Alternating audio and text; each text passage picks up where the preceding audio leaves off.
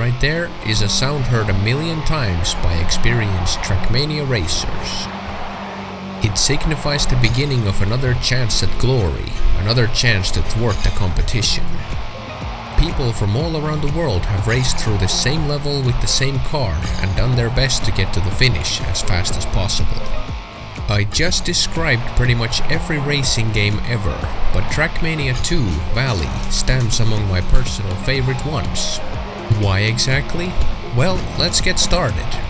But first, let's just quickly put some color on this magnificent road machine we will be driving.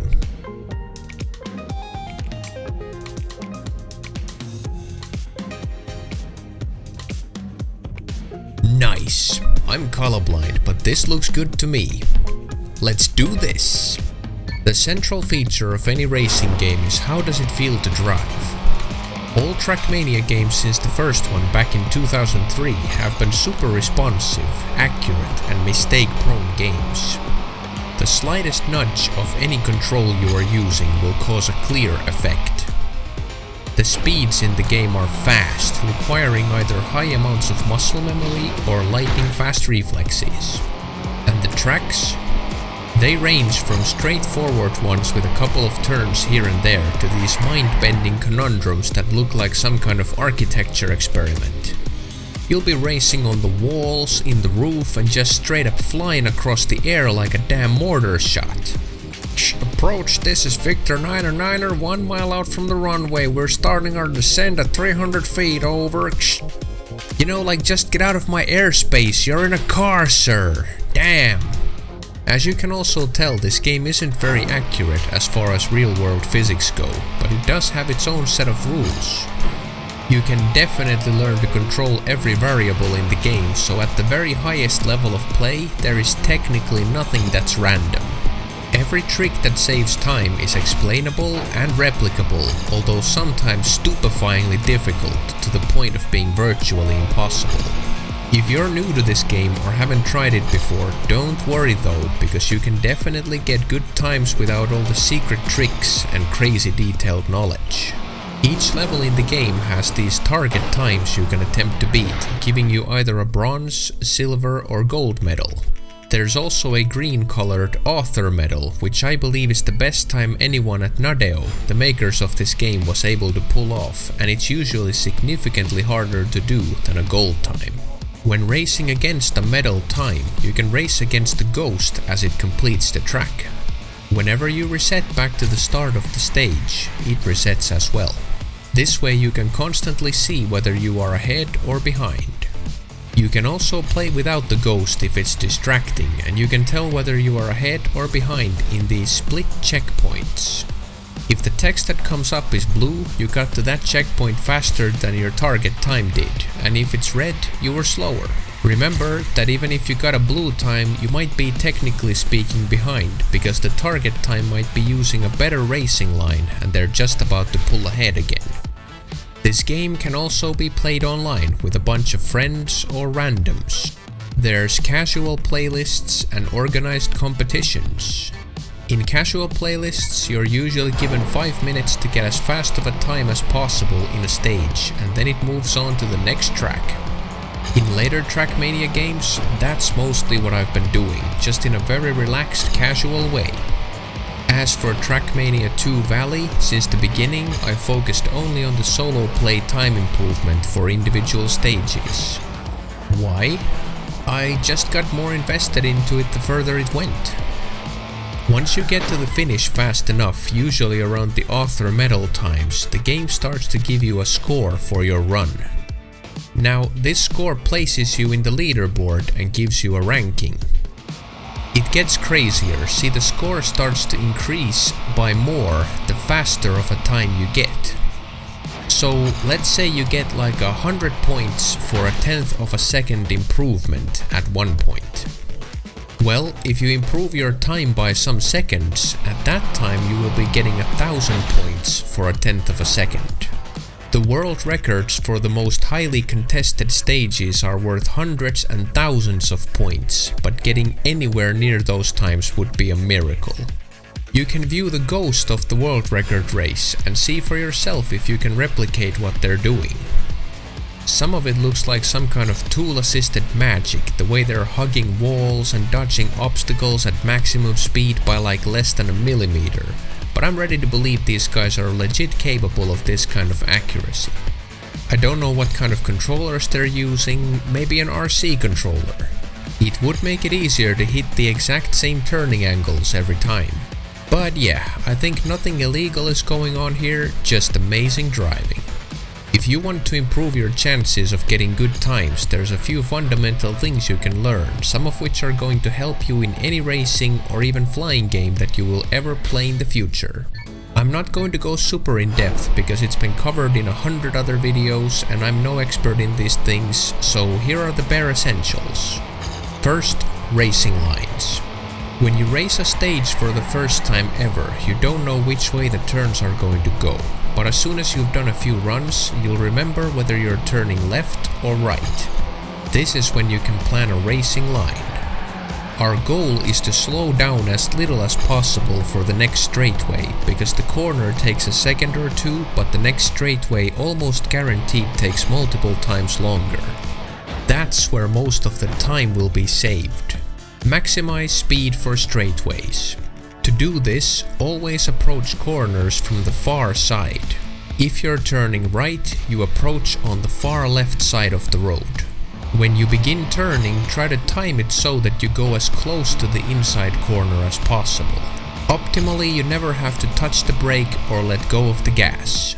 If the corner is too sharp and you cannot navigate it at full speed, it's usually best to slow down enough just before you begin turning. There's two other options which work in this game. You can also tap the brake while cornering. This makes you turn instantly sharper at the expense of a little speed. It will be fast, but you also lose traction for your rear tires and your tail spins out of control, so you'll be fighting to gain that control back. The second option is to slightly ram the wall. Yeah, I know it's a cheap tactic, but in some stages even the world record bumps off a wall. Just remember, try to do all of your aiming as early on as possible, because the slower you're going, the less your speed will be affected by turns. One more important thing to keep in mind is that when your wheels are on the ground, you're gaining speed. So make sure to get them all back on asphalt as quick as possible if you ever need to take them off the ground. There are exceptions to all of these rules, but basically if they don't apply, we're already talking about some advanced racing kung fu. In addition to the smooth driving, there's going to be a lot of crashes, and because of the way the levels are made, some of them will be huge. Oh yeah, he's getting dizzy.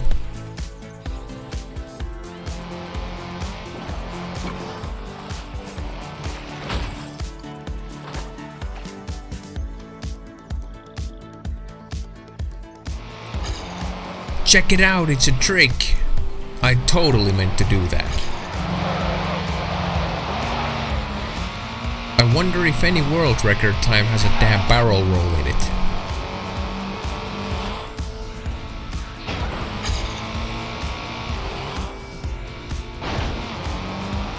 So, it looks like at some point the mechanics of this game have changed, and because of this all my old times are wrecked.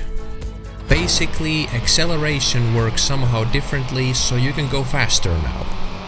I played this game pretty seriously in 2013-2014 when it came out, and eventually got to Finland's 6th position on the leaderboard. Along the years, I've dropped back down to 43rd with my old times that are still standing. I have no evidence left of those times, so to prove I'm not messing around, I'll try to get back up to Finland's top 10 in a time span of 3 weeks. Hope I remember something from before, or otherwise this will be hard as nails. Now, even though there's less competitive scores on the list than before, it doesn't mean this will be any easier. Almost all of these times posted are by players who have either kept on playing after the change or returned to do the best they can, just like I'm doing now. From looking at it, it's actually harder to climb than before, because people know these stages inside out by now. I can blast past my own personal best scores with ease, especially the shorter stages, but the records seem to be way out there. Let's take a look at one stage in particular. First, gotta practice this left turn. there's a bit of sand at the end of it, so can't cut too close to the inside corner. Then a jump, easy, just gotta land straight. Next, hard part, a sharp turn to the right that doesn't have a lot of space. Gotta use that braking technique and get our tail back in control. Man, that world record ghost does this part smoothly. Then a short dirt section. Now these are super bouncy and tractionless, so at least for me it's a big struggle to stay on track. The inside corner has a bump, so I gotta avoid that. Too much time with tires in the air otherwise. Then a long jump, gotta land on the right side of the track to be ready for a quick left turn. After that, it's easy, just one more jump and no more turns to be made. Whew, so that's how I practice these stages, pick it up corner by corner. Okay, I think we're ready, time to rise.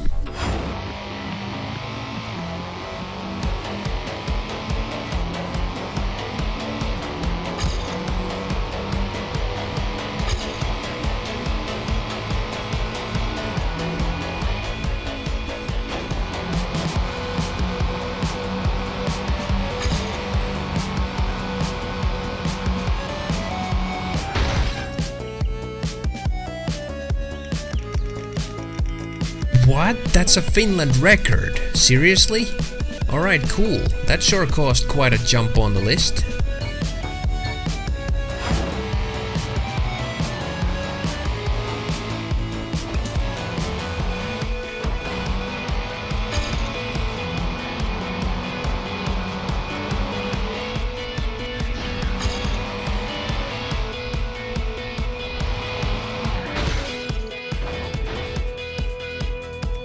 Oh yeah, the ranking for the stage shows here and the ranking for Finland's total score shows here.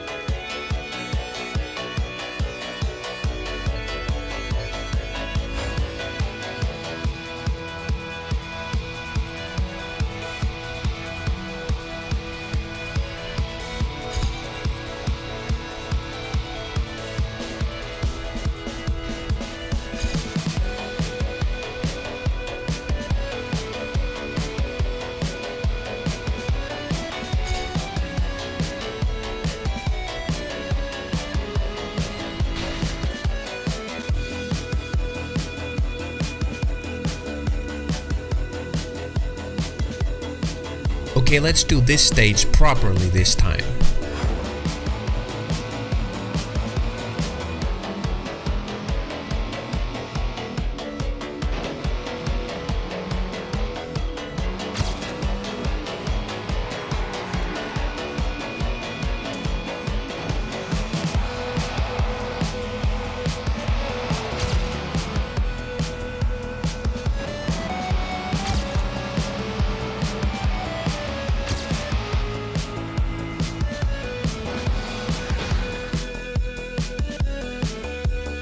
Boom!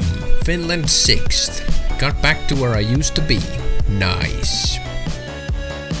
Now, most of those times took several hundred attempts to get, so kinda ran out of time to continue. Only had time to grind the first 2 map sets and a part of the 3rd. There would still be 2 sets of very complex stages where I could try to get a record, but I gotta draw the line somewhere. As one final treat, I'm gonna try this crazy stage where the world record jumps off a ramp, slams into a pillar in between the roof and the floor of some kind of parking garage area inside the stage, and takes a freaky shortcut under the actual intended road.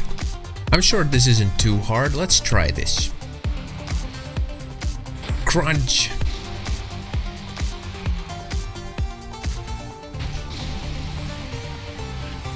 Come on, let's go. Ooh.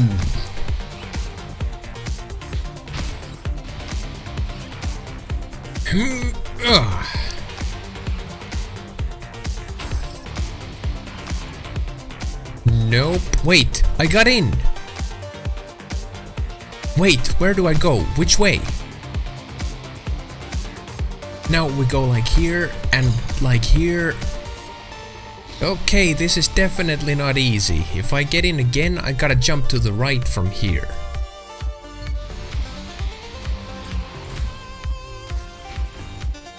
Damn it. Okay, now, yes!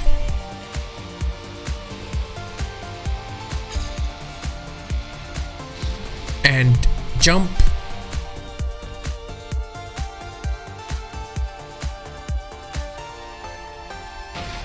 Got it! No, damn, I hit a pillar. Okay, this shortcut is super complex. I just want to get in one more time. Ooh.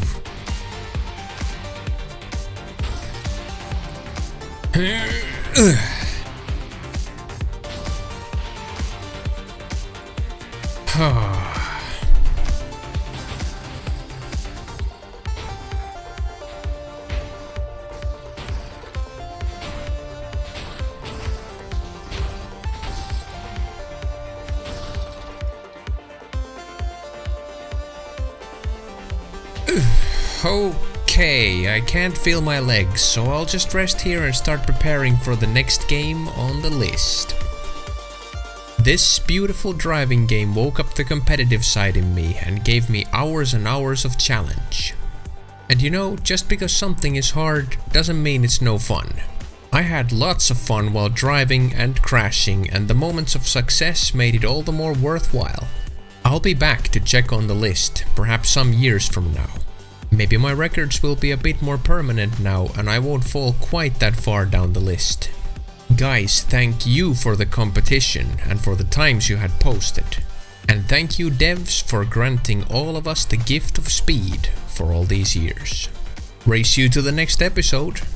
See ya there.